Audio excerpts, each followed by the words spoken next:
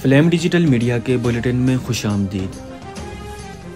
Flag के ज़ेर एहतमाम रमज़ानुल मुबारक में मुनक़्क़द होने वाले क़िराअत व नात के मुकाबलों में शिरकत की आखिरी तारीख़ में तोसी कर दी गई है। तालीमी इदारे अब 1 रमज़ानुल मुबारक तक मुकाबलों में शमूलियत के लिए दरख्वास्त दे सकते हैं, जबकि रजिस्ट्रेशन की आखिरी तारीख़ 28 फरवरी मुकर्रर की गई है।